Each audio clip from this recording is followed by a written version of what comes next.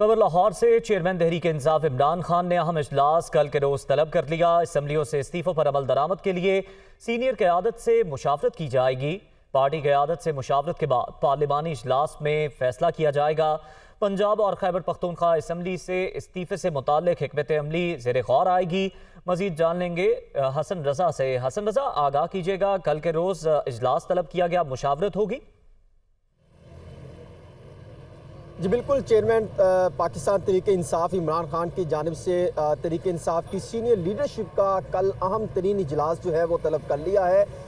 और इसमें जो है पंजाब और खैबर पख्तूनख्वा में जो तहरीक इंसाफ ने इस्तीफ़े देने का ऐलान किया है वो उसके हवाले से हिकमत अमली ज़ेर गौर लाई जाएगी। और उसके साथ साथ ख़ास तौर पे खैबर पख्तूनख्वा में तो इनकी पोजीशन आसान होगी कि वहाँ पर इस्तीफ़े दे दिए जाएंगे और वहाँ पर ना तो अगर तरीके में एतमाद आती भी है तो वो तो नाकाम हो सकती है। लेकिन पंजाब के हवाले से ख़ास तौर पे कई पहलुओं को जो है वो मद्देनज़र रखा जाएगा।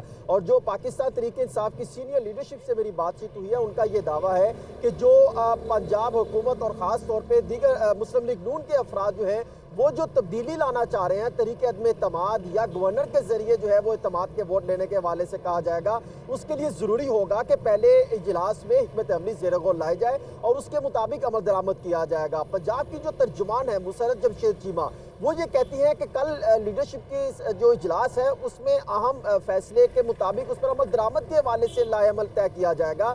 और ये भी इम्कानात हैं जो ज़राए बता रहे हैं कि वज़ीर आला पंजाब चौधरी परवेज़ लाई की कल जो है वो इमरान खान से मुलाकात हो सकती है, जिसमें तमाम पहलुओं का जो है वो जायज़ा लिया जाएगा। उसके बाद जो है इस पर अमल दरामद का जो है वो तय किया जाएगा। उसके बाद जो है वो इस्तीफे देने के वाले से जो है मुकम्मल तौर पे तमाम मिलकर जो है इस्तीफे दिए जाएंगे और उसके बाद जो है प्रेशर डिवेल्प किया जाए हुकूमत पर ताकि वो इंतखाबात की तरफ आ सके।